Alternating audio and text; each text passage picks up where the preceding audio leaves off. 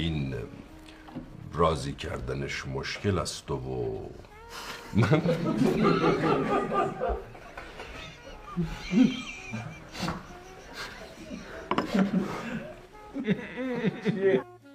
قربونت برم. خواهش میکنم. شما بی‌نظیر بودید و اما شما دکتر بهروز شما بی‌نظیر بودید با اون تشخیص با اون معاینه.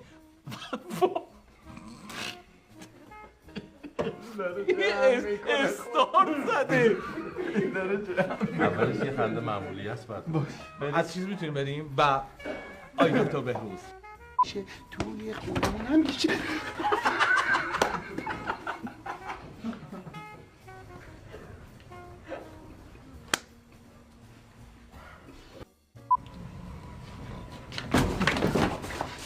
بدبخت شدیم اون رفت. نه جونم جگر منه شهرام جونه شوشی منه شوشی من. آره بگی زدا جون.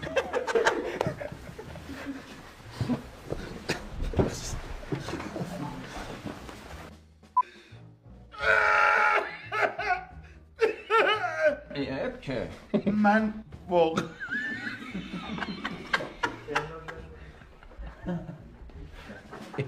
عیب کرد. بشماره.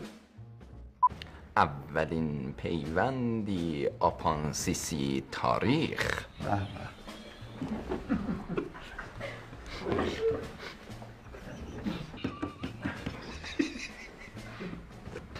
تقویم تاریخ بشماره.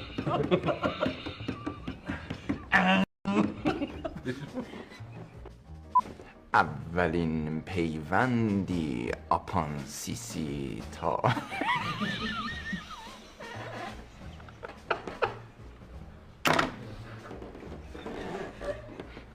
آزار داریم مقدمه مؤخره دری بری که میخوایم بگیم. خب الان من رسما تقویم تاریخ میاد تو بریم دیگه بریم که از یه عضو غیر ضروریت ماست نجات جون یه انسان نمیدونی بگذری خبرت. نمیدونی بگذر. یعنی تو نمیدونی اگه نه گوبایی تو بگیرینش.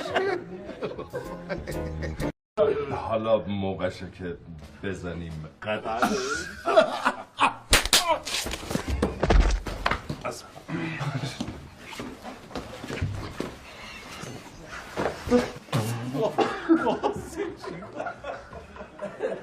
من رفتم پایین. چی شد اصلا؟ تو دومیش نخندید اینو ولی ها؟ از اول میخندید. از اول شروع کرد. من ضربرم زدم بعدش خب فهمیدم. خانم اصلا این کارا لازم نیست که دونه دونه پیج کنیم ما خودمون تشخیص میدیم. بله من خودم یه دوره موسیقی در اتریش دیدم. الان هر کی حرف بزنه فوراً میفهمم. این چه کار یه دوره موسیقی در اتریش؟ اینم باحال بوده بعد.